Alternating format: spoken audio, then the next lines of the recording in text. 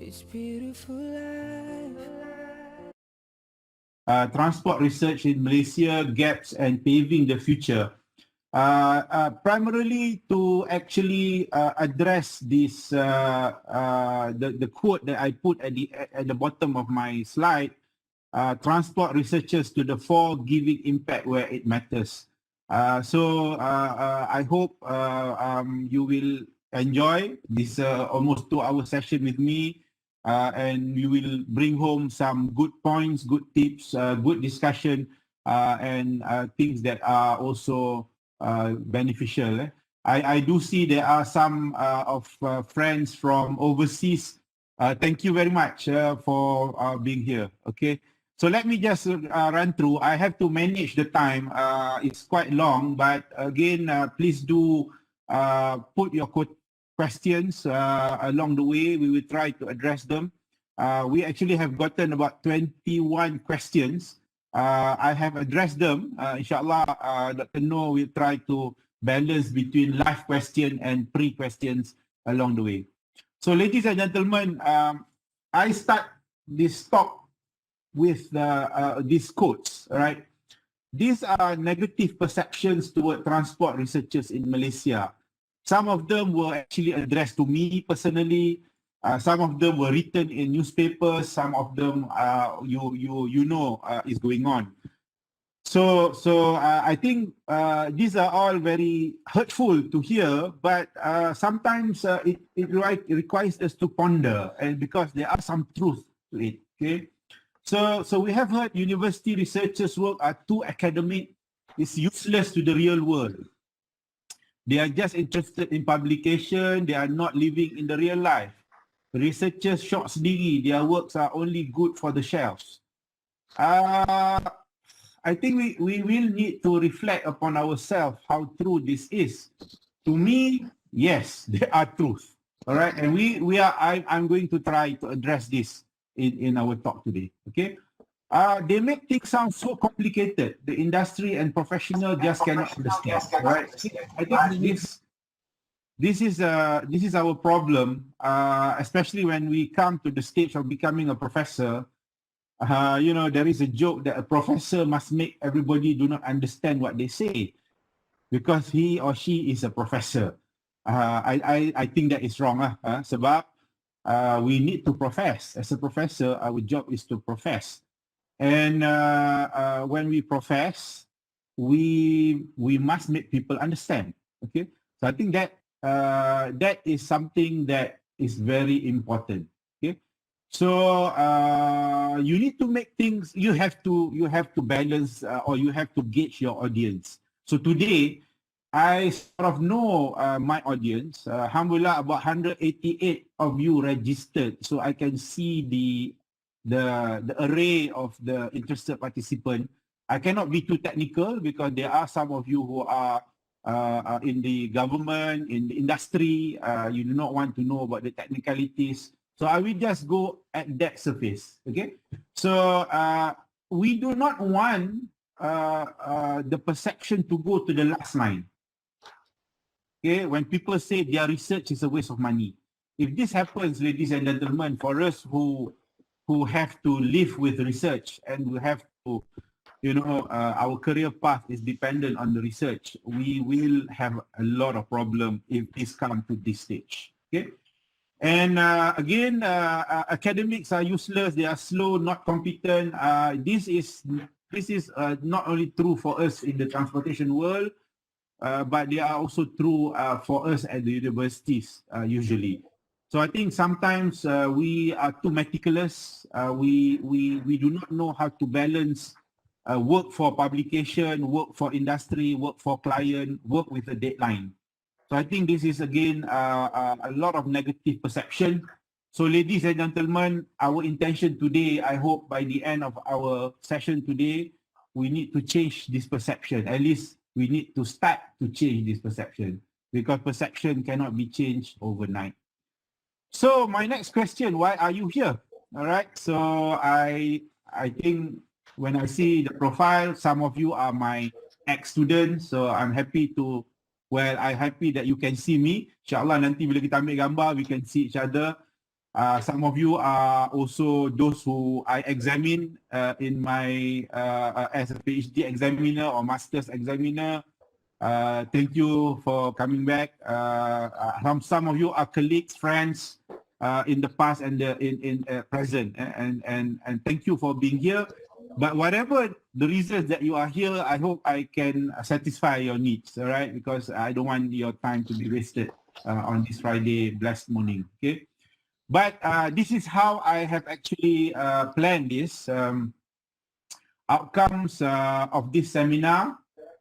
We will appreciate the extensive problem statement possibilities for transport research in Malaysia. I sometimes wonder whether we as researchers, do we see there are so many problem statements, or are we confined to a very small part of the big problem area?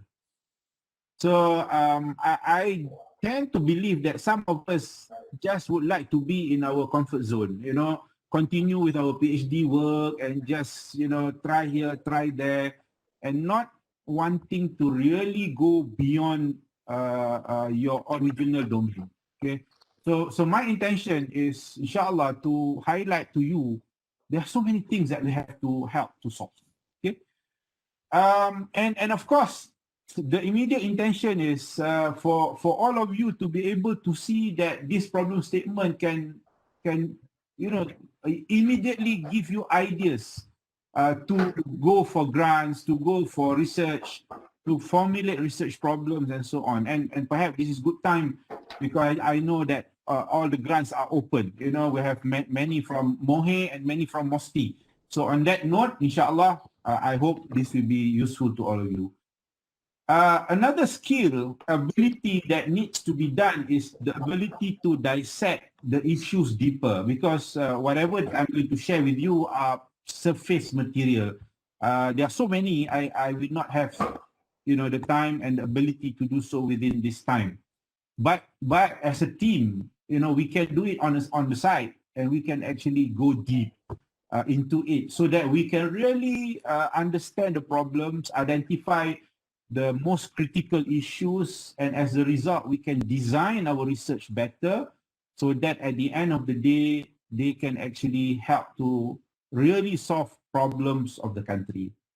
And also the final two, we are able to work as a team of researchers, and transport researchers in Malaysia are respected and change that perception, ladies and gentlemen. Okay, so this is what I, inshallah, will try to deliver, and I hope by the end of this webinar, you all will achieve these outcomes. So I will cover these 5 topics, all right? And I think we will pause after 3 so that we can get that picture and give me some breather, all right? That will be about 20 minutes from now, perhaps, or a bit more. So ladies and gentlemen, let me start. The transport scene in Malaysia, okay? This is to put the setting right. Because when you are trying to solve the problem, you must understand the problem. Okay, so don't start a problem with a very small scope. Okay, it is your area. No, we have to understand the transport scene, because in any situation, whether you are proposing for a proposal or you are writing, you are trying to get something as a decision, you need to actually provide the impact. Okay, provide the impact of your work. So the first section is something that I would like to share with you to make you understand how do we define the transport scene in Malaysia. Okay, so before that, I would like to ask you. Okay, say my seminar will have some elements of interaction. So have a pen handy or something to write on. What are your first reaction if I ask you about the transport scene in Malaysia? Are they more positive or are they more negative? Okay, I guess the answer will be different from person to person, and they can actually base it on their own view, their own experience, and their own observation. Okay, so you can actually answer it this way. All right, people might see that there are positive elements of our transportation. There are also many who perhaps think that they are more negative. All right. Well, there's no right or wrong. This is just an example. I'm just picking this up. Okay.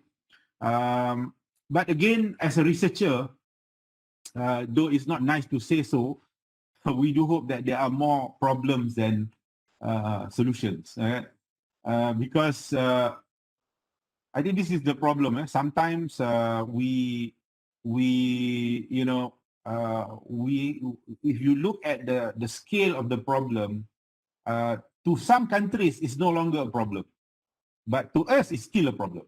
Okay, so it's relative. Unfortunately, sometimes we are subject to norms in the world where the problems have been solved, or when the problem is not theirs. And this usually are true in publication settings. Okay, so sometimes you get so frustrated. This is a real problem in Malaysia, but when you submit, you know, the publisher or the editor will say, oh, we are not interested in this problem. All right, we had a lot of problem on motorcycles before because nobody felt motorcycle was a problem except for us in this region. So and as a result, okay, we do not strive to solve the problem, but we abandon the problem. Okay, we abandon the problem and we just follow through with whatever that is actually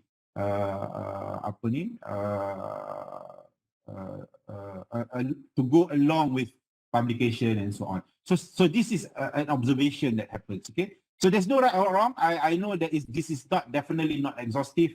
So but okay, I would like just to give some example on how we can describe the transport scene. Okay, we can describe it in ways that I think we should describe it in ways that people will appreciate that it is an issue, it is a problem. Okay, so for one, we can definitely describe transportation problem to the hierarchy of human needs. The hierarchy of human need was introduced by Maslow many years ago, and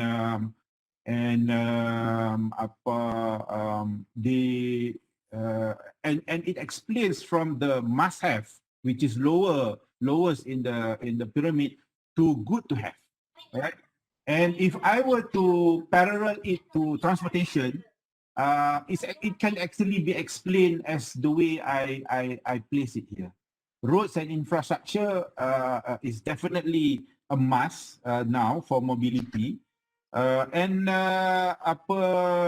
we go up the hierarchy, we are actually trying to satisfy the good to haves, and perhaps not inclusive solution.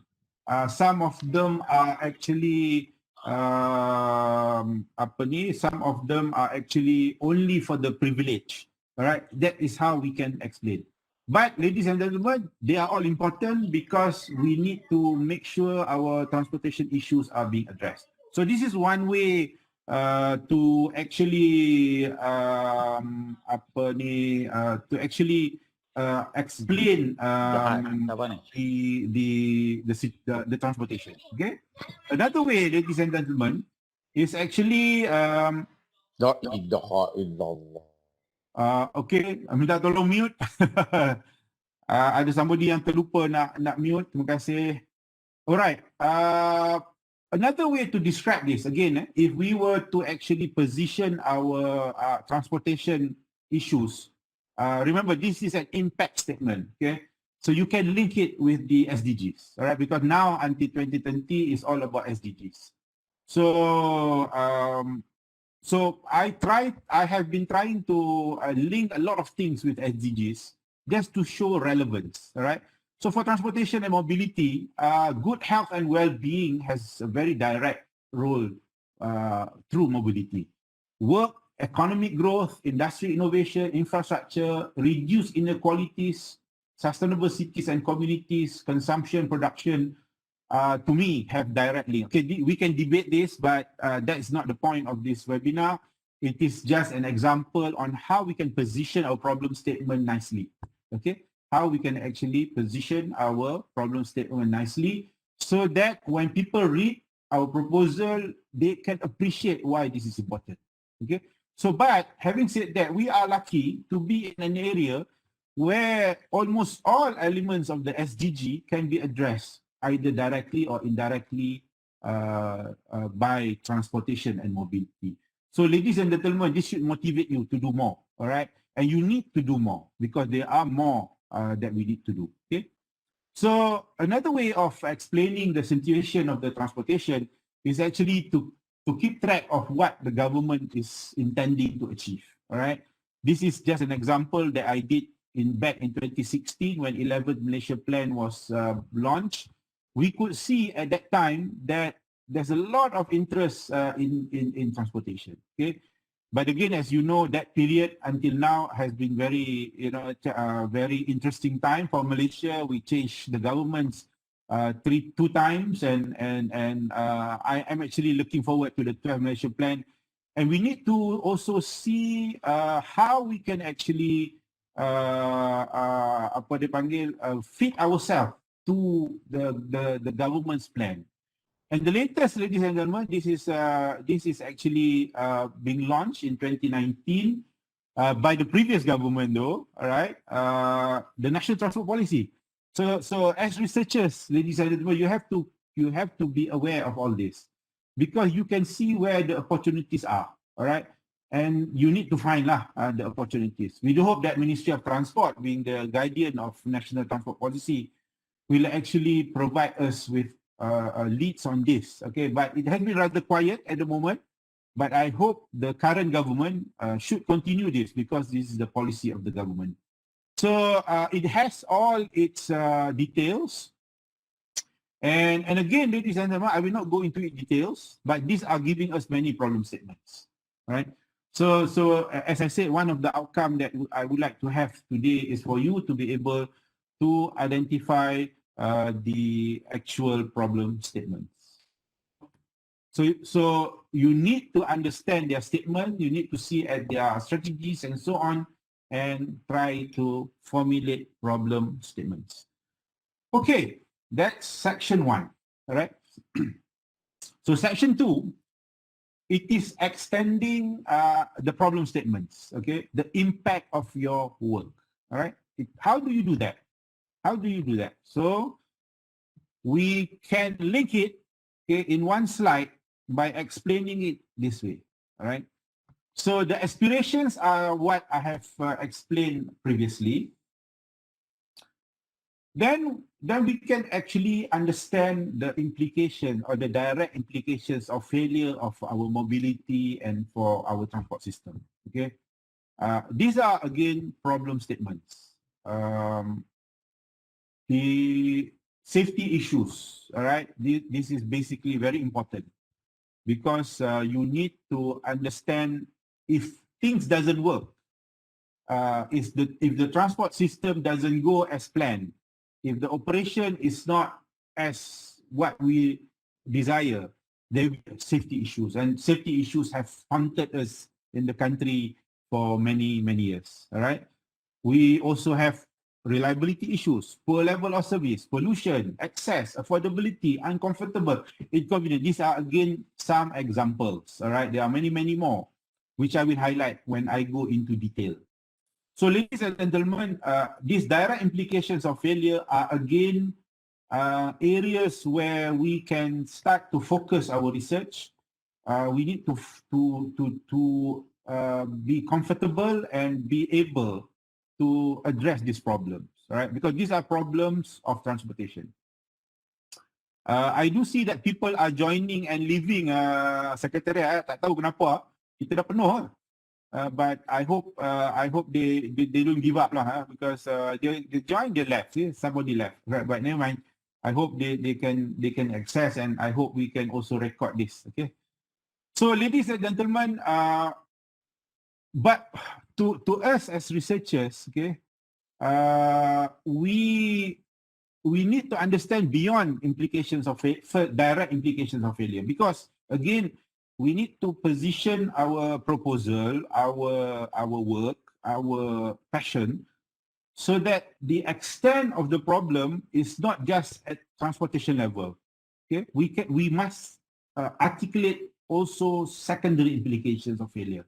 All right, and these are some examples. Okay, and I think this to me, okay, has worked for me. Is for you to jual pisang goreng lah.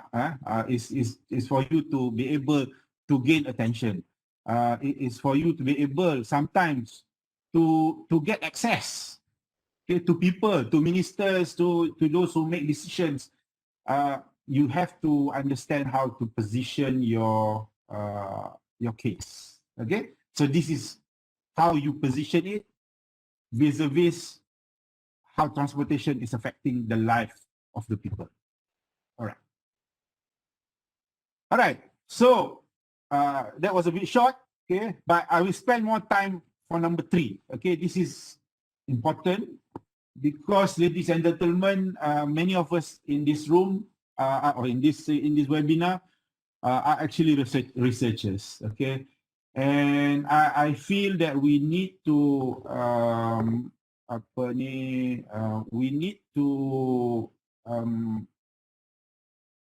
we need to make sure that we understand the ecosystem of research.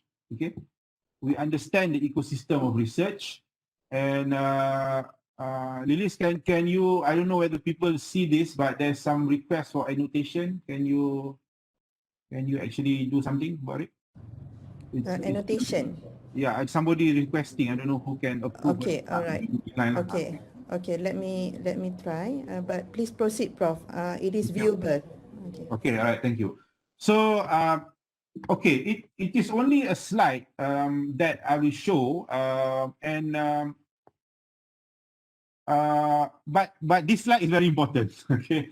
To many of you who are perhaps in the early part of your career as a researcher, I hope this slide can actually be useful to you. All right, and boleh ke buang it's in the middle of my screen lah, and I don't think I can. I'm not sure whether I can do it or not. Apa tu, Prof? The annotation ni, Masanya tu Prof punya tu. Is it? Saya tak nampak saya punya. Okay, all right. So I do not know how to do this. But anyway, okay, go on. So the most important thing which I have actually emphasized from the beginning of the talk is the aim of the research. All right, it has to be relevant. Relevant not to you, but to the real world. All right. So you need to identify relevant research problem statements. This is very important because otherwise you are not, you may get your way, but you may not be able to actually solve the real problem. Okay, and I think that is sad. Okay, if that happens. There are many different types of research. And you can definitely do any one of them. Usually, of course, as researcher, we will align the research to the grantor. All right. So dulu at one point we only have FRGS. So everybody wants to do fundamental research. All right. At one point, Mohd was doing applied research, and I think about last 3 or 5 years, Mohd did not have a lot of research opportunities. So many of us left the applied research. So I think this is something that should not happen because grant comes from many sources. It doesn't only come from the government. It can come from the agencies. It can come from the industry. It can come from anybody. It can come from international body. So ladies and gentlemen, you need to adjust or you need to pick your research. Okay, it of course has its traits. The research type has its traits. But it's good to actually understand the type of research. Okay, you have the fundamental research, applied research.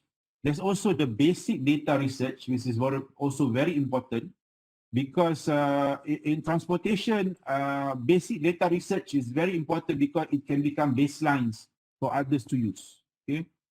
Problem-solving research is also very important because problem-solving research help to solve the problem. all right?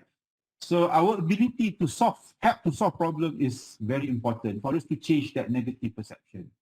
We can also create enablers. Some of us are very privileged to be able to create enablers, and that enabler can be very useful. Okay, these are of course the technology savvy people among us.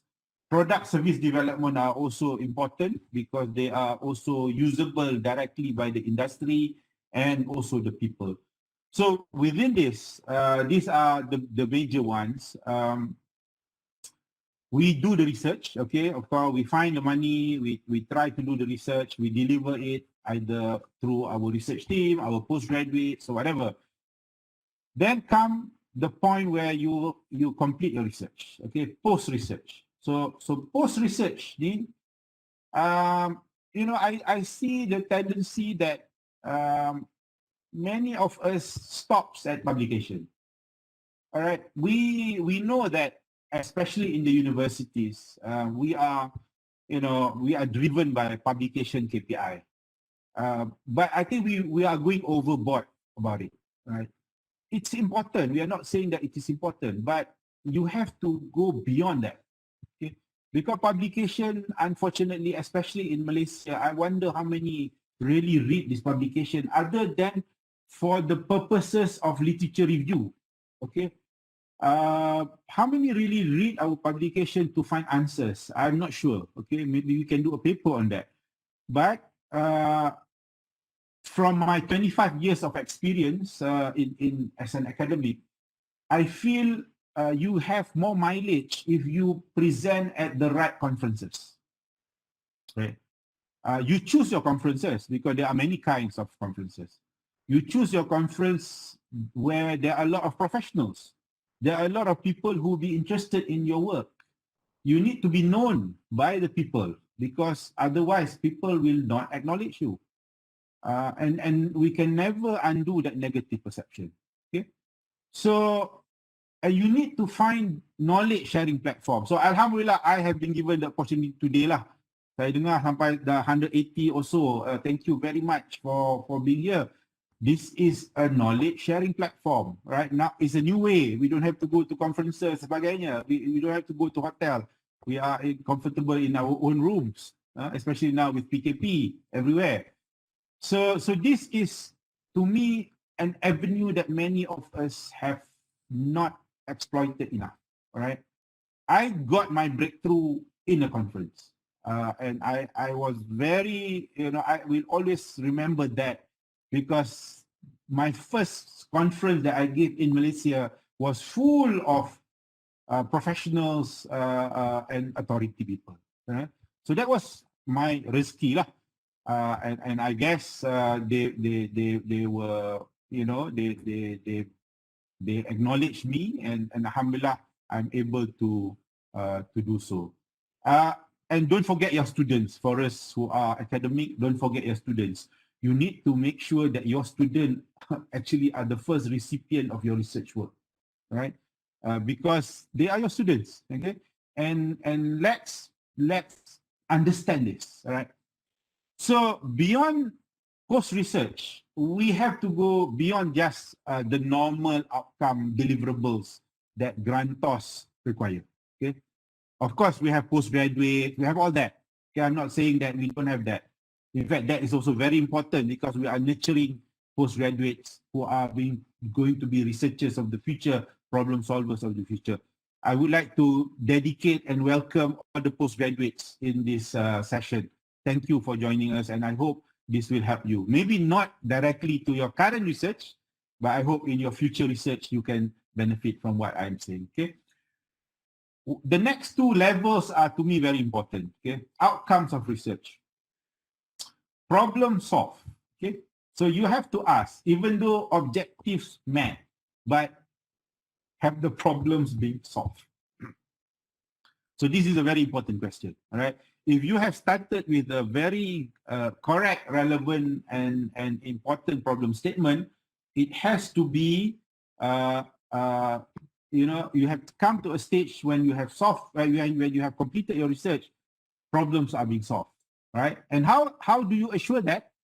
You need it to be adopted by somebody who has the authority. policy adoption is something that is very important if it can happen. You know, your work changes policy. Your work is being translated into guidelines, manuals, specifications, standards, and it is being referred to by everybody in the area. You can see the impact of that work. You know, authorities adopt your solution, you know, and make it as a norm, make it as a standard, make it as a must for every professional to use, for every road engineer to use, for every public transport operator to use. That would be, you know, something that is great. And industry's adoption will also will be very, very impactful and sometimes make you rich as well. If you also put all this under the intellectual property management and so on. Okay, so that you have many routes. Actually, you can choose many routes that you wish. So with all that, my personal measure of impact that I'm trying to also inculcate among my friends in USM, but sometimes, you know, for us at the university, we have so many matrices. Metrics, all these metrics, Myra, Setara, you know, everybody is trying to measure you. We sometimes fail to acknowledge that these matrices are all not perfect. Okay, they are good to guide us, but they are not perfect. But unfortunately, some of us are overly obsessed, and me too. Sometimes, as a top management of the university, sometimes we talk as if nothing else is important. But reality says that if we don't understand the true measure of impact, I think the country will lose, right? So, ladies and gentlemen, to me, we have to go beyond number one, recognition by peer researchers. I am sad to see when we charter our direction in our career just for that purpose. All right, and you will get what you want. Sometimes you will get it very fast, you know, in terms of promotion and so on. But I think we have to ask ourselves: is that our purpose? You know, I think many the professors this week were challenged by a very esteemed individual in academia of the past about our worthiness. So that is a challenge that we need to undo and unlock, ladies and gentlemen. And it has to start from now. When you become professors, you need to understand that you have to go beyond just publication. Okay, you need to be recognized by your fellow professionals. I'm sad to say, sometimes within one same university, you do not know that you are actually working on very similar area, and you create silos between us. You know, so this series of webinars is actually trying to unlock that. You know, we have to work together regardless where we come from. Even though the universities are in competition, let's not be in competition to solve the transportation problem. Let's be in collaboration to do so. Once you are being recognized by your fellow professionals, you need then the breakthrough or to be recognized by the industry as an expert, as a reference person. Recognition by the government and authority as an expert and as a reference person. Right? And hopefully, once you have done all this, it doesn't come overnight, ladies and gentlemen. You have to work hard. You have to work smart. And you need to then, you inshallah will come to a point where you are an acknowledged problem solver to the transport issues. Not necessarily by everybody, but at least in the area of your focus. Okay. So to me, this is the research ecosystem that I would like to propagate. Okay. You can adjust your career situation to it. But there are things that you need to do. You need to do research, okay, whether with grant or without none. Being in the research line, you need to be always looking for problems to solve. Okay, you need to always look at how we can further enhance and add value. And of course, along the way, a lot of things will come, but do not stop at only publication. So, ladies and gentlemen, I have spoken 35 minutes, and we are smack at the end of 3. So, I think this is time for us to take and to take our pictures. So I will stop sharing and I will pass back to you so that we can do whatever that is necessary. Thank you very much. Thank you so much, Prof. Dato, for the very interesting points for our transportations researchers, especially the newbies in this research. And now I think we need to take a short break and let us, everyone, switch on your video so we can take the photo together. Okay, everyone, come on, close your faces. This is the first webinar for transports and research in 2021, so it is a kickstart. All right. I can see some of familiar faces, and we have also international participants, I think. Okay. And the Transportation Academy is all over the Malaysia. Okay. Okay, Dr. Lilis is our photographer for today. I'll need everyone to actually stay a few minutes with me because there are quite a number of panels to move about. Okay. Yeah, we have lots, 186 with us right now. So Dr. Lily have to rotate the panels. Okay, so the first take, Dr. Lilis, maybe? Okay, Prof, are you ready? Give the best. Everyone give your best smile for the Friday morning.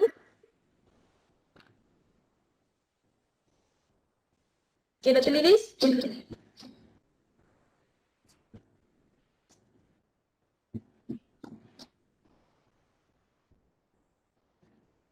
Dr. Lilis can give some in apa? 1, 2, 3 ke? Not very professional, am I? Impromptu je. Okay, first panel done, I think. Okay, second panel. Okay, never mind. Just keep smiling. Second panel. 1, 2, 3. Okay. Second panel. No, hold on. Second panel. Kita tak tahu kita panel mana, ambil je senyum. Betul. You're right. Betul. Okay. Familiar faces. Thank you, Mr. Myros. You are here. Thank you very much. Yeah. Okay. And then third panel. Hold on. Third panel. I haven't done. I'm not done yet. 1, 2, 3. 3. Okay. So And then fourth panel. okay, fourth panel. Fourth panel ni tak buka muka dah. Fourth panel is the fourth panel. Semua tak ada web camera ni. Yeah, I mean, I have like a Harith. Core in our fourth panel. We also have our presidents of TSSM here, Prof. Rehan. Masya Allah, thank you, Prof. Wah, ini orang otak-otak dengar ni malu lah kita. And also we have Prof. Amiruddin with us together. We also have from MKJR, Encik Ahmad Ismail. Oh, brother Ismail, lama tak jumpa, lama tak peluk. I'm at Sarah Muhammad now.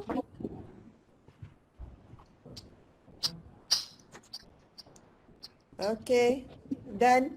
Thank you. Okay, thank you very much. everyone. So it was over to Prof. Okay, thank you very much. Jadi nervous pula bila tengok ramai-ramai. Tadi tak nervous. Okay, let me continue. Bismillah, share balik.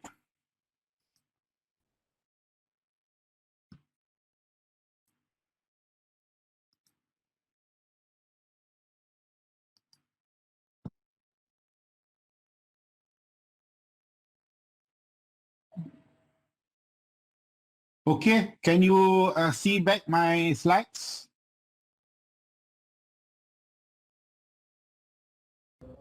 Yes, Prof. All right, thank you very much. Okay, thank you. I'm very honored and touched by the support that you are showing. I hope it makes sense what I have shared so far. So let us reflect. Let us reflect. I do. You have been keeping notes. Okay. So first of all, what I tried to bring was for us to understand the array of possibilities in solving transport problems. Okay, and you need to understand how to position yourself via any medium: voice, email, proposals. You need to know how to position your case, and positioning your case means you need to touch the hearts of those who listens to you. And people who listens to you must acknowledge and agree that this is a problem, right? So we are guilty as researchers to use too much technicalities to do so. And sometimes we forget in the articulation of explaining the relevance of your proposal, okay? And sometimes we see even in research thesis this happens, you know. So I think you need to know your way on how to position yourself and to show relevance. And I just shared 3 ways just now. One, through the Maslow hierarchy of needs, because that is very universal. 2, through the SDG, because that's very topical. That's the trend now. We use for road safety, for example, we used to talk about decade of action for road safety and so on for the last decade. So you need to position. And finally, of course, perhaps, where the immediate and the nearest grant source is, or are, grant sources are, is the government's motivation, our government direction. So those are 3 ways that we can do.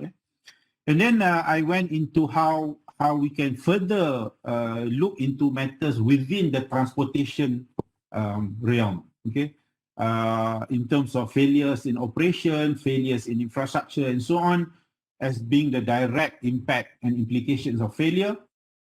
And then you can further it to secondary implication, where you can then actually get more opportunity to get more involved. The economists involved, the social behaviorists involved, the planners involved, the enforcement agencies involved. So when you actually go to the secondary level, you are actually opening your domain. You are getting out of your silo. You are actually working with each other, right? Then I talk about life as a researcher. I name it as an ecosystem. Maybe there is a better word to describe it. But Excuse me, Prof. yeah. Prof. Are you showing your slides now? Because we... No. I'm reflecting. I'm blown. I balik. Okay, thank you. All right. Thank you. So and finally, I talk about the research ecosystem. Okay, the research ecosystem. And that is also very important, because for us as individual researchers, if we do not fulfill the entirety of the ecosystem, the transport scene loses. Okay, problems are not going to be solved because we are in our ivory tower and we are only in the publishing world. We do not go out in the real world. All right. So that was my point of the first half, the 3 sections that I have covered. Now I'm going to deep dive. I'm going to go into details. Okay. I even though it will be very busy after this, I have a disclaimer that whatever that I'm highlighting are not exhaustive, all right? Because there are so many areas, but I try to cover as much as possible. Okay, so here goes.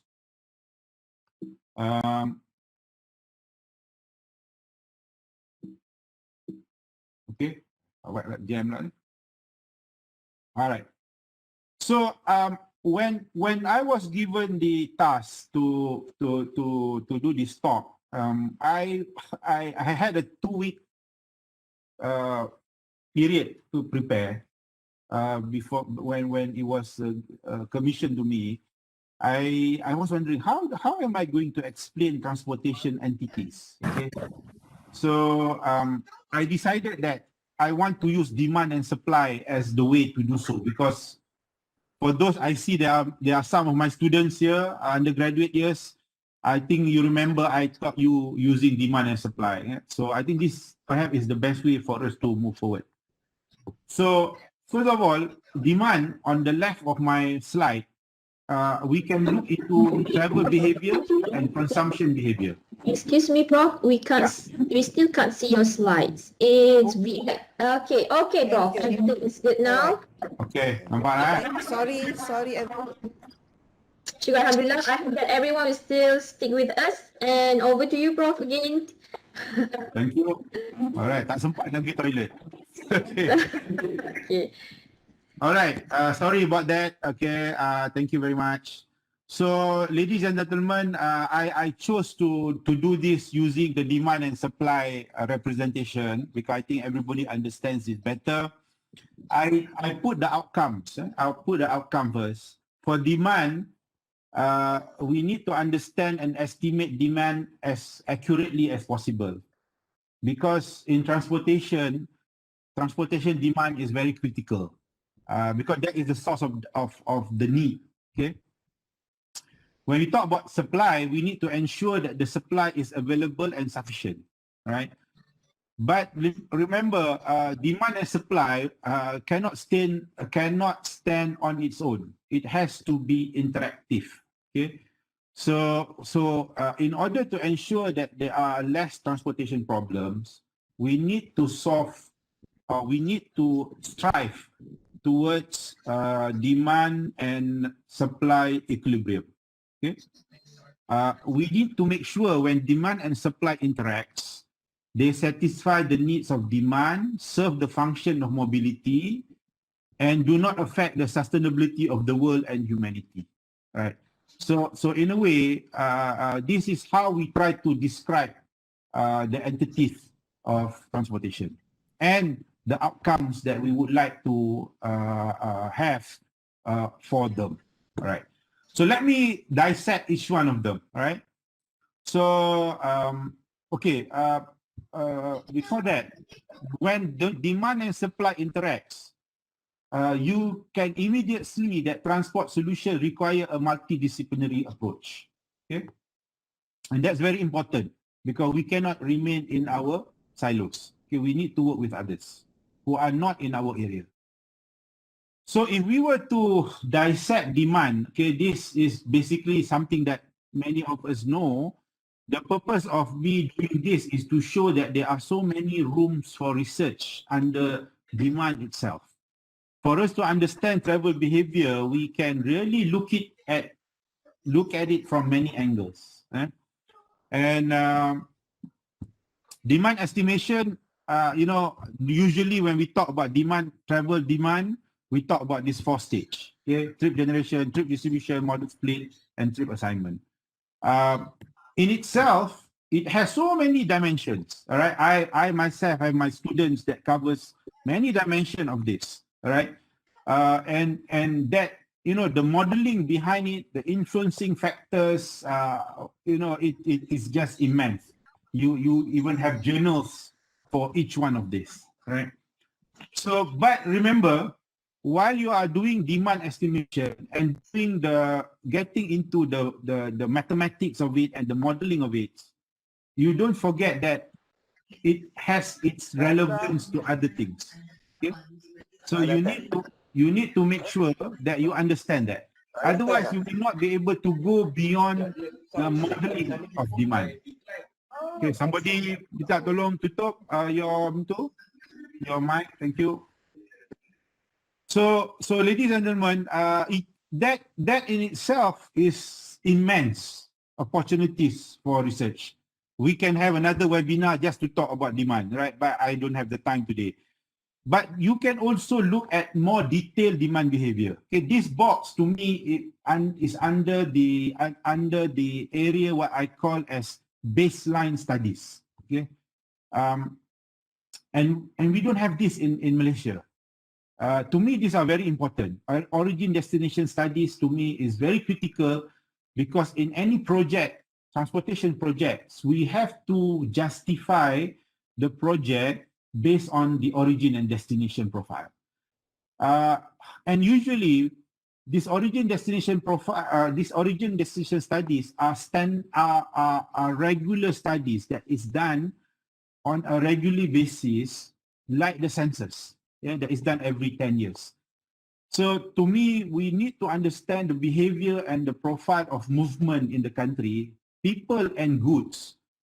And that is to be established by this origin and destination studies. Unfortunately, what's happening in the country at the moment, the origin destination studies are being done. We produce matrices, but they are usually associated to particular projects, okay, to particular projects. And at the end of the day, we cannot assure that if there is a similar project between one area to another, these two proponents that are coming up with the origin destination studies, whether they actually match or they are actually in sync. So to me, these are government responsibilities. We need origin destination studies at the national level. We also need origin destination studies at perhaps more local level, within a city and so on. Because this is very important. We need to establish that. Okay, so that's one example. Value of time studies is another example. This is another very important indicator that is being used in any justification of project. Because in project feasibility studies, you need to know the value of time to be able to justify any transportation projects that can actually save time. And as a result, the cost or the saving that you have from that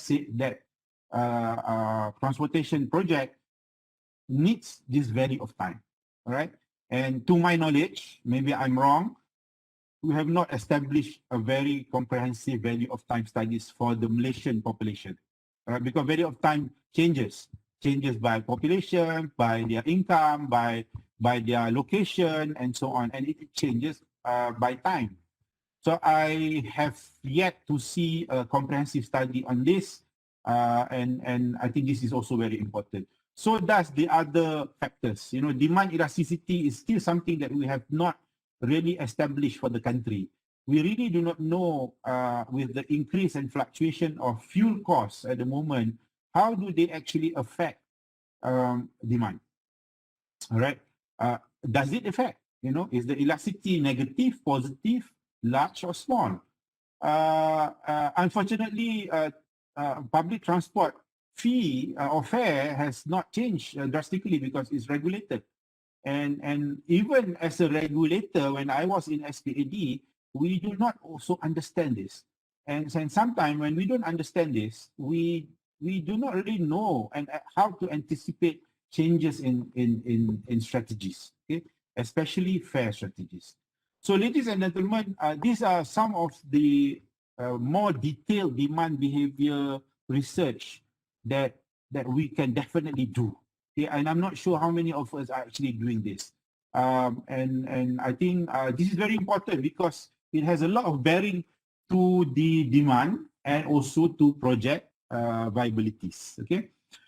Number 3 is variation and changes in demand. This is also very interesting and very, very important because we in Malaysia, we have seasonal changes and not seasonal as in the climate season, but seasonal as in musim cuti, musim raya, musim sekolah and all that, And these seasonal changes bring about different behavior. I have yet to see a comprehensive analysis on all this, even though the season comes every year. Okay, so we have yet to establish. Though we do for road safety, we have done a lot of studies on raya and whatnot and how it affects race. But in terms of demand, OD, and all that, maybe we are governed because Plus, for example, have done a good job in trying to regulate our traveling. So maybe it's an imposed thing. Maybe Plus knows because they have a lot of data. But what about the federal roads? Okay, because from the highways, we will go to the lower hierarchies. What about local authorities? We know that Kampong becomes congested during seasons, Hari Raya and whatnot. We know Kota Baru is extremely congested and so on. But, but we have never established it as a research results, right? So it's a shame sometimes. That opportunity should not be missed, right? So I call for you who are doing research in this area. There's so much that we can actually document and archive as the treasures of transportation research in Malaysia. COVID-19 incident-induced is again, well, incident-induced is actually, what happens during an accident, how do we detour, all that. We don't really have a proper research done. Okay, we incident management system in Malaysia perhaps are using solutions and what they call expert opinions from overseas, not from Malaysia. We have our tendency, kita nak menyebuk, kita nak tengok, we have to stop, we have to slow down. So again, maybe I hope Plus has this or LLM has this, but again, accident also happen on the bridge, accident also happen everywhere. So we can understand what happens when, whether the demand changes, if an incident or disaster. And of course, COVID-19 is the topical, how much do we know about COVID-19, all right? So it is still ongoing, unfortunately. Now today, everybody has PKP already. So do we have the capacity to do a study? Somebody should have commissioned us. Ministry of Transport, maybe we have interest in the demand change during COVID-19 MCO or PKP. I'm not sure whether anyone of us have been commissioned to do such study. All right, but in the West, they will anticipate that there's a lot of things that needs to be done. Because of course, if nobody commissions us to do this study, we may not have access, we may not have the facilitation and so on. So again, I hope some of you are from the government, are from the authorities here today. The mindset of opportunities must not be missed. We hope this is the last time we were going to have COVID-19 pandemic, though people are saying that it is unlikely. So we need to understand as much as possible about it. In Malaysian context, okay? If you follow the world, yes, they already have a lot of studies done. But in Malaysia, have we done it? So this is something that needs to, we need to create that opportunity, And at the end of the day, disaster, ladies and gentlemen, we have banjir every year. The flooding we have every year in anywhere, and this year was a quite bad one. But again, how much do we know about changes of behavior, right? So quickly, land use and transport is something that people have done a lot of research on. Again, there are still unknown territory. How does it affect trip generation? How does it affect trip metrics? And again, the mobility needs is, for example, the call for TOD, transit-oriented development, working. How is it actually changing the risk profile? Are we conforming to road hierarchy? I can go on and on to come up with these questions. And all these questions, ladies and gentlemen, are actually problem statements for your research. Okay. If we were to look into consumption behavior, this is for our logistics friends who are in the logistics. This is also very interesting because with PKP, the demand behavior, the consumption behavior changes drastically. We are at home. And when we are at home, the whole profile of mobility of goods and services changes. We just shop and we order food, and at the end of the day, all these are actually influencing travel demand. And how then, with the previous slide, when things interact, okay, on the roads, what will happen? So again, we are missing this opportunity, and I myself, only if I have more time, I would love to do research on this, but again, it's not easy to do research on this. because facilitation has to be done. So normally facilitation can only be done by those with authority. So again, this is the second PKP 2.0. We could have compared PKP 2.0 with PKP 2.1 in terms of human behavior. We know that there are distinct different. We are less afraid now. We still go out compared to last March. But how does it affect mobility? And we can only sense and we can only experience, but only on the roads that we go through. What about the behavior on the bridge? What about the behavior on the rural roads, on the bandar road and whatnot? So these are things that we do not observe. All right, we do not really. I don't know whether we are looking at the CCTV and not. Okay, so those with all these facilities, please do so. Okay, I know I'm thankful also to Myros for tracking the safety side of it, because that is also important. But unfortunately, when we talk about safety, usually it is in the past tense. Somebody has died, somebody has had an accident, somebody have injured. So sometimes it's too late. So in order to actually address that, sometimes you have to have foresight. You need to actually know beforehand, anticipate risk. You will not be able to anticipate risk before you understand the demand change. See, nampak tak? I'm getting excited now. Tak boleh lah, kena go on. Okay, but it is something that is very close in my heart, and I think we are not actually doing it. Okay, this is a very busy slide, but the busier it is, the better, because many of us can do research in it. All right, I need to a sip of drink. Minum sekejap. So when I go into supply, ladies and gentlemen, this is really, room for research. You can go into all this and you can just explain each one of them extensively.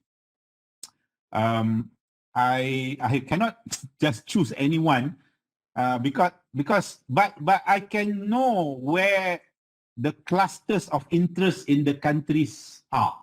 Okay. We have a lot of interest in roads, all right? Pavement matters and so on. Many of you are doing that. We have a lot of interest in automobile, all right? And I'm happy to note again the leadership of Myros for the aspect. I think you are putting the standard. So congratulations again. But again, that has to trickle down to many research that actually will enhance automobile safety and operation. Okay, there are a lot of you that are interested in public transport. I will share some slides on dissection of public transport later. All right, I know many of you are interested in non-motorized mobility and to the point of more personal transit. There's some questions on that.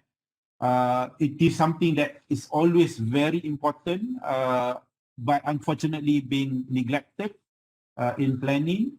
So for those who are doing research in non-motorized mobility and personal transit, you have a bigger challenge because not everybody share your passion about it. Okay, but again, linking it to SDG will give you the path to ensure that people give you due recognition and due respect. Future mobility are more for the futurists amongst you.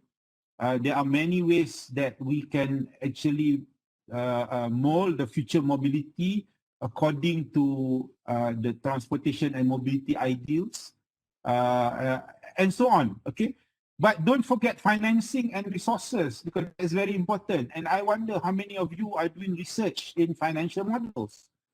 I will tell you that some of the failures in our transportation projects have been associated to inappropriate financial model. Okay, and I think not many of us are doing this, and perhaps the economists or the business people do not see this as an opportunity for them. But we do have a lot of money spent on financing and resources. And these are all associated to the supply side. For example, when I was in SPAD, we always talk about the sustainability of the public transport industry. Because if the public transport industry cannot survive, we will not get the outcome from the public transport, right? So how much research do we understand or do we do about our public transport companies? Are they bleeding now with the changes in traveling behavior and all the restrictions? We may only notice perhaps the airlines because it has been highlighted quite extensively. But what about our public transport operator, our bus operators, our e-hailing, our taxis, and so on? You know, so the sustainability of our companies is very important, and that has to do a lot with the financial model. I'm not an economist, but I like to know about it. I like to ask questions about it because sometimes it's very critical. And many interventions, even for road safety, fail because of the financial model. So I guess that's, again, a lot of opportunities there, ladies and gentlemen. I will not go into further detail in the interest of time. I will go next to demand and supply equilibrium. This is when things interact, okay? This is when problems arise. And this will not, you know, mobility will not happen if this doesn't happen. So again, this is a very busy slide, ladies and gentlemen. The whole world of traffic engineering is about demand and supply interaction. Capacity, you know, I mean, alhamdulillah, we were commissioned to do the highway capacity manual for Malaysia more than 15 years ago. Before that, we did not establish anything that is Malaysian. So traffic engineering is very important for us for designing our roads. And we used to refer to overseas documents, okay, that does not represent Malaysian situation. So again, so what we are designing was based on a different norm.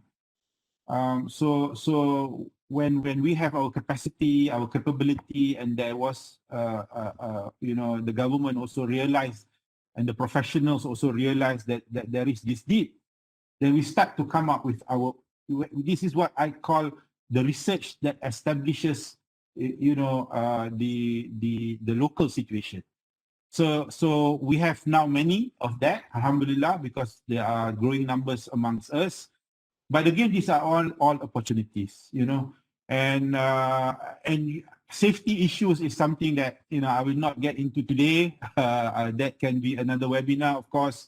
But there are many other issues that concern safety, all right? And safety itself is so huge.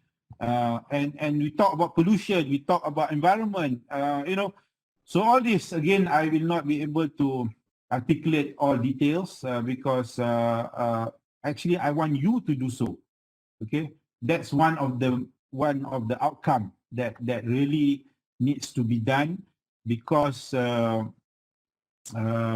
it's not easy to articulate this, but you need to do so because you need to understand a bit more detail about it. Okay. And at the end of the day, this is where you get more people involved. Okay, for example, I am the role of enforcement. Role of enforcement is very critical in many situations, not only for safety but in ensuring operations are according to what we expect. Okay, we have this term perception of being caught. Just to answer the question, how can we increase perception of being caught, can actually cover so many dimensions of research, all right? And this is where, for example, we can get the enforcement people to be with us.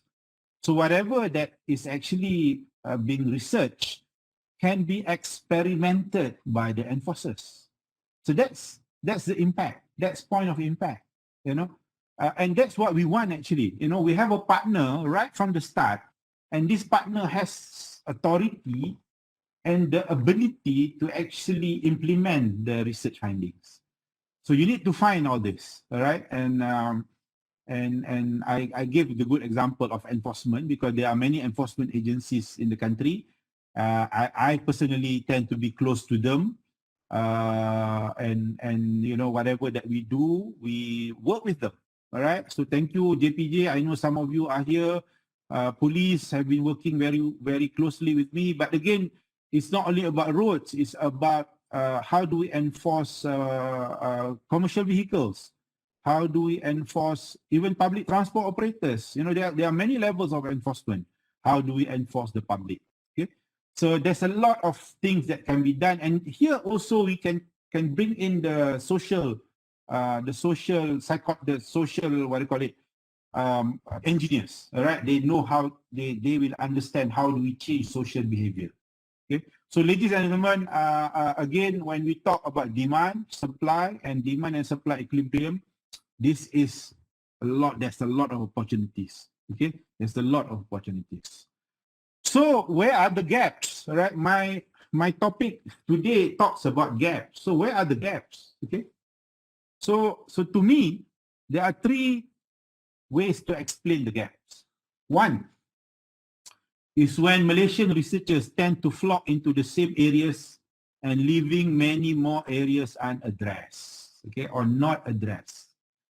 So even though you see so many opportunities just now, ladies and gentlemen,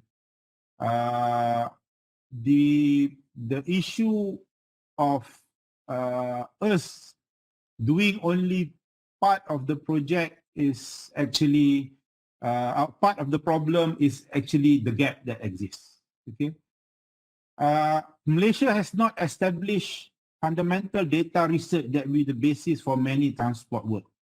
I just saw a question tadi, I cannot remember who asked about data. Okay, so yes, data is very difficult. Data is being regarded as secret. Okay, and I think this is a bit too much. Right? In situation where I have the ability to talk to the government, I don't think that data should be under OSA. Okay, so but we can create data. We can create data among us. We can share our data, and this is the importance of fundamental work like the example of apa tadi I bagi origin destination matrix. Okay, that will give us a lot of data when we know how people move from one point to another. You know, that is a lot of data. And again, we have to champion for data because even for road safety, we have problems of data. So definitely, I'm not saying that it's not a problem, but we perhaps have not established and have not done and have not pushed enough for this. So we need to understand what do we do for the country so that everybody has the same database. And there are also some that we will do for our research. Okay, so I think many of us have the privilege and opportunity to study overseas. Even as students, you have so easy access to data. So I think this is also another impediment for and contribution to the gaps of research. Okay, so this is important for us to understand. And again, we need to work towards this. All right. So maybe some of us are shying away from certain areas because of data. And number three, research results are not seen to be solving the problem of transport in Malaysia. Ini juga can be seen as a gap. So people do not see that we are giving or solving that problem. So I think this is how I see the fact that there are gaps. Some of them require us as a team to champion for and to address. And I think you need to find a platform to do so. But sometimes, alhamdulillah, in my own journey, we are able to create our own database. And our database are actually being used by others. Okay, so there are many ways to survive, but definitely the most direct way is for us to be able to get access to all this data. So finally, my final part of the talk is paving the future the way forward, ladies and gentlemen. So if we were look at the outcomes, I think we have covered the top two, and the top three, I will give an example after this. We need to identify, okay, how do we move forward? All right, how do we move forward? We need to identify who is interested in what, okay? I already have about 160 just now who have registered, and I do hope you continue to register because we can have a database and then we know who's working in what. And our intention is after this is to create these interdisciplinary clusters. We can choose how do we define these clusters. It does not have to be necessarily to be according to subject matter. It could be COVID, you know, it could be the new norm, it could be solving whatever problem, it could be according to SDGs. We will decide together, okay? So we need to create interdisciplinary clusters and we need to work across institutions because it is important, you know, we need to work in collaboration because the strength of each institution are different. And I think it is rather boring if we keep working, first of all, among only with ourselves lah, dengan our postgraduate je. And then it's also rather boring and not resourceful enough when we just work within the team in our group. Okay, we need to know more people. And then we need to further dissect the topic. I will give an example of public transport next. Okay, not everybody has the ability to do this effectively. You can do it in many ways. Some of you are good in writing. Some of you are good in pictorial. Some of you are good in framework. So as long as you can dissect the problem and reveal more issues and reveal more relationship, it will help you to come up with a good proposal. Okay. We need to craft big and impactful problem statement. Again, you know, the way I did it just now was very topical. But again, to craft something big, it is like we are crafting a program of research that can actually have many dimensions and involving many people. After we have done all that, it's a matter of finding opportunities for funding. Okay, well, of course, while doing it, you can do that. But you imagine when we have so many things designed for, it's a matter of finding the right grant for the right problems, the right grant or the right client for the right problem statement. Okay, but again, you know, you have to balance lah between competition, what you want for yourself, and your career path. I am talking as a nation needs. Okay, whatever that you want to do, I think, but we are getting a bit too selfish now. We seldom work with each other, which is sad. Okay, once you get your opportunities, that's where, you know, we can build our existing network platform. Sorry, when you get your grant, you go back to our ecosystem just now. So we need to build this existing network platform, and I hope today we're going to, again, you know, we need all this. Sometimes we build and then we forget because we're busy. But we hope TSSM can also play its role and so on. Okay. And there are so many grants available. You know, in Malaysia now, alhamdulillah lah, tahun ni and last year, we get a lot of grants offered to us. So grab that. But when you have the grant, share your work with others. The problem that I see in many universities, including USM, once you get your grant, you terus masuk dalam you punya comfort zone, you focus on delivering. There's no platform of sharing. I remember those days, for those yang senior, for IRPA dulu, we had sharing of session. We had seminars and so on that the government, pada tu Mosti at that time, organized for us to share. But now we don't. You know, so any good work, FRGS, LRGS, you present only to the panel. Nobody else know about it. I think it's such a waste, you know. So if the government doesn't do it, let's do it among ourselves. Let's find platforms. Okay, we know that we have MUFC, apa benda lah, macam Man United. Tapi you have that coming. I think UKM is organizing it. I saw it. That can be a good platform, you know. We have other platform, and I know Myros is creating one platform for road safety, inshallah. So we have to create this platform. So of course it will go through its natural progression lah. We cannot force any platform to grow as a place where everybody assembles. But my dream is that we have one platform in the country where every transport researchers assemble every 2 years. Okay, and then it can become a regional one, like when we go to the East Conference. Okay, that used to be where we go and meet our friends in the ASEAN and so on. And of course, the world platforms. Okay, but let's start small. If we can create one conference that all of us will meet, hopefully not online lah, sometime in the near future, maybe that is a positive move.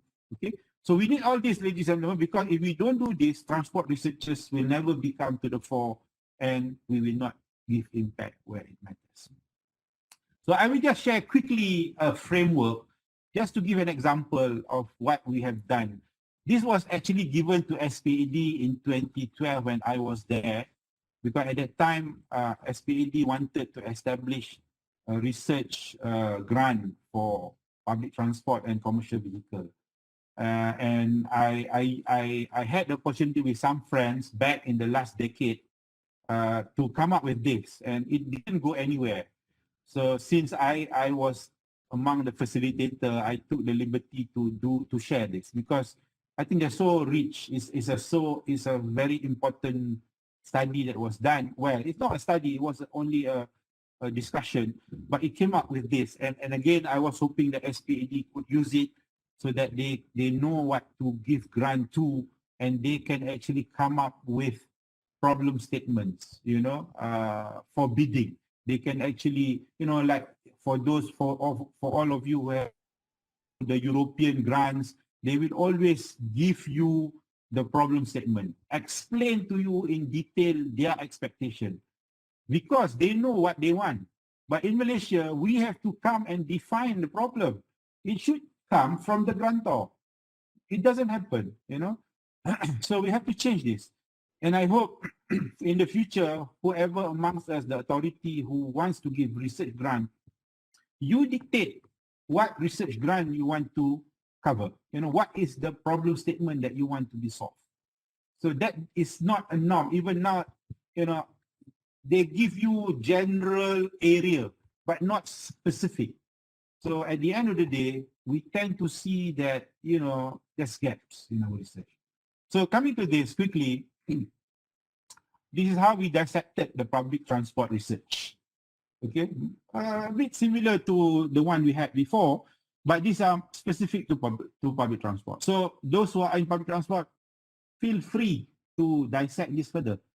Governance and authority, supply, demand, public transport impact on others. And I've changed SPAD to APAD because SPAD no longer exists. Now it's APAD, even though APAD scope is different, is lesser than SPAD, but these are still under the responsibility of APAD. So these are detailed items of where research can be done and work can be done, either as a researcher with the industry or commissioned by the government. Okay, I will dissect further one by one. Okay, 3 of them I will dissect. So if we were to look into governance and authority, you are able to further dissect this. Okay, these are questions that you can actually do research on, and again, it opens up to so many opportunities. Okay, I will not go into detail. I will try to finish soon because it's already 11:30. If you look into demand, okay, again, there's a lot of okay. Remember, mind you, this is work in the last decade. I think it was about 2000, just before I think a few years before I went to my house. So it should be about 26 or 2005 or 2006. So I have not updated this. Okay, you can update this. You can update this because there are more opportunities now, especially in terms of technology. Okay, we only know GPS then, but now they have so many things. But again, what I'm trying to emphasize in these slides are actually the need for us to dissect. Okay, the need for us to dissect, articulate, deep dive, and identify more opportunities and more issues. This could be your PhD topics. This could be your proposal for grants. This could be something that you teach your students. Okay. And we go into supply. Okay, very similar to what I have shown earlier. And again, you can go on and on and on and on lah. Private sapu ada lagi. Tak ada dah private sapu kat Kelantan. Tak banyak dah sebab dah ada Grab. Okay, sorry lah. Ni very archaic. Okay, dulu duk private sapu lagi. Now change within 10 years we don't talk about private sapu already in Kelantan. We already talk about Grab. So that's interesting. Okay, e-hailing is a new phenomenon that somebody must do research on. So ladies and gentlemen, I'm putting all this because I cannot do research on all this. You know, we need everybody to pitch in. And again, somebody must moderate, okay, to be able to tell us at the end of the day, if we have this huge map of transportation issues, how many people are actually doing what? You know, I only wish I can click on one of these and I know who they are. You know, this is an example of an enabler. You know, that can really, you know, government can just see, oh, this seamless travel, who is the expert? They can just call, you know. But that doesn't happen at the moment because we don't even know who is doing what, isn't even in our own university. You know, we only know, oh, Tanya, dia dapat research, dia dapat grant, blah, blah. Now semua orang universiti Tanya. Apa dia buat? Itu satu persoalan di permulaan. And then di penghujung, dah habis ke grant dia? Okay, sampai ke deliver. What exactly is the solution? What exactly is the finding? Nobody knows except those who read their papers. Itu pun kalau ada paper. Okay, so very sad, ladies and gentlemen. I am also venting because I'm towards the end of my career. Not that soon though, alhamdulillah, ada few more years. Tapi itulah, ladies and gentlemen, these are issues that we need to address. So I'm almost finished now. This is really for our friends who are in the government agencies. I was just, you know, while preparing for this talk, I was just looking into what are the transport research entities. And thank you to Dr. Khairul for the DG of MIROS for giving me some, okay. These are some, okay. Yang, of course, MIROS is one. MIROS is dedicated on road safety. They are doing a great job, and I think definitely they can do more.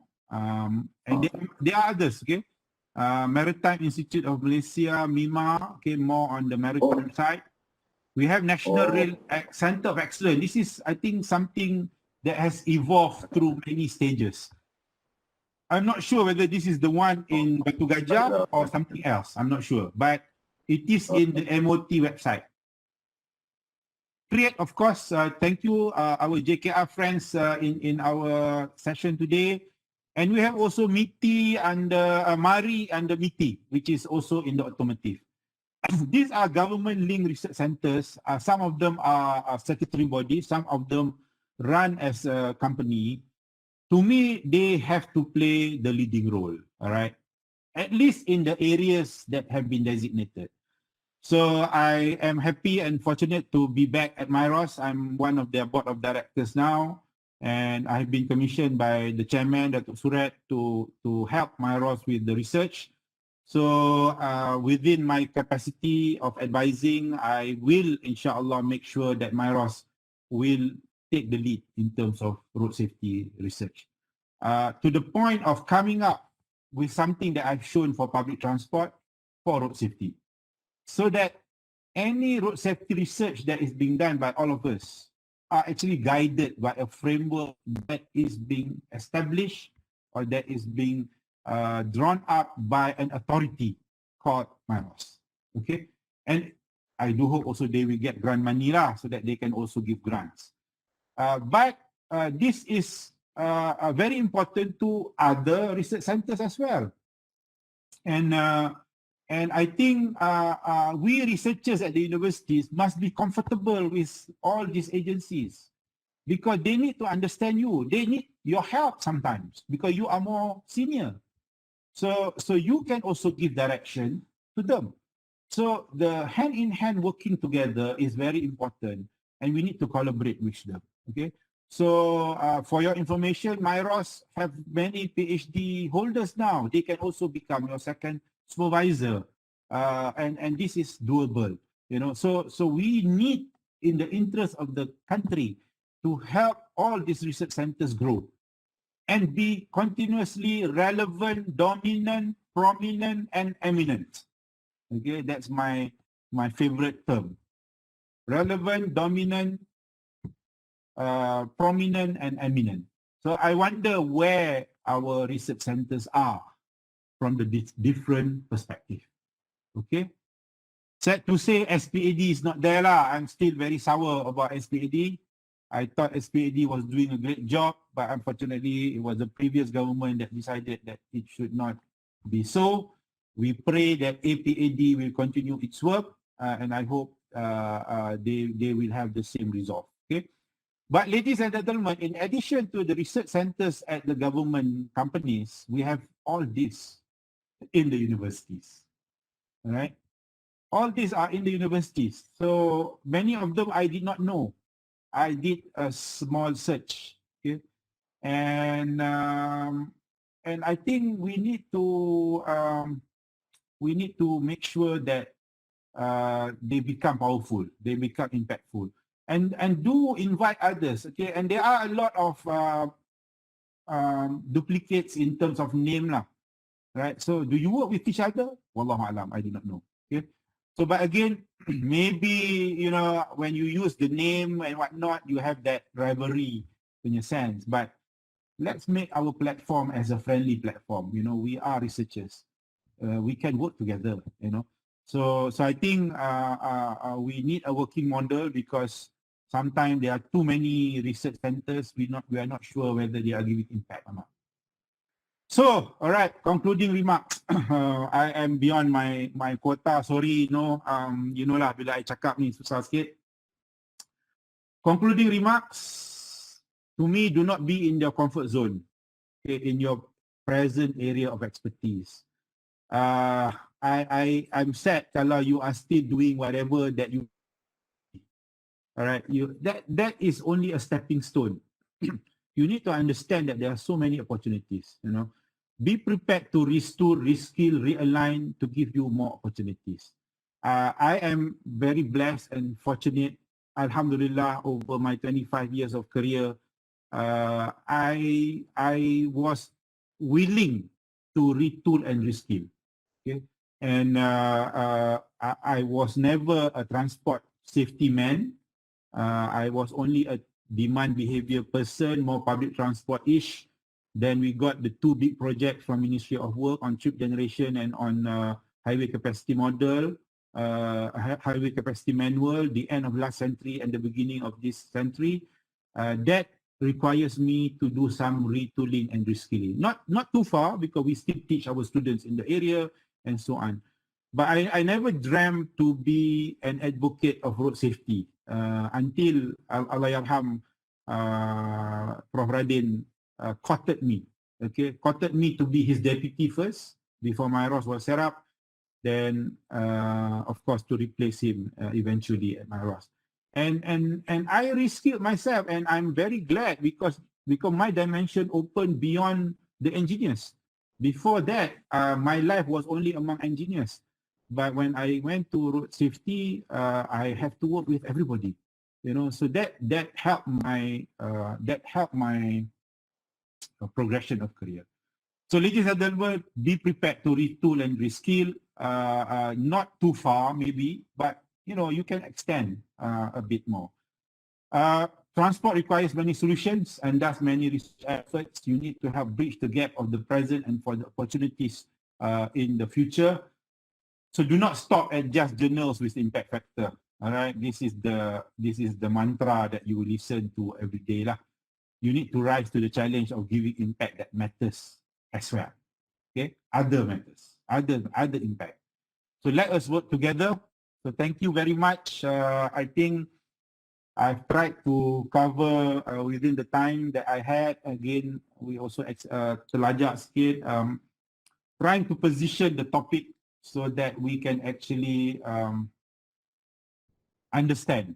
One, we need to help solve the transportation problem. Two, we need to get our act together as researchers. And we need to be able to understand our role and our possibilities and our opportunities. Okay? And that is the only way that we can change the negative perceptions toward transportation researchers. So ladies and gentlemen, let's bring ourselves to the fore, to the front, to be visible, to be recognized, to be acknowledged, to be respected, to be relevant, and to be referred to, so that we can give impact where it matters. So my apologies for any shortcomings. I do hope that you have benefited from my talk. I do hope that I was not rambling. Okay, I tried to make it more cohesive. And more importantly, there's a lot for you to take home, reflect, and charter your future. But most importantly, let's work together. Thank you very much. I pass it back to Noor. Assalamualaikum warahmatullahi wabarakatuh. Thank you very, very much, Prof. I believe that there is lots of things that have been highlighted, and it's kind of a motivational session for us, the academician in transport studies. And now I think it's the time for us to bring down the gaps amongst us, among the topics, and to strengthen the relationships between the researchers in the university, of course, and also our relationship with the industries, that we need to focus on the lots of government policies. So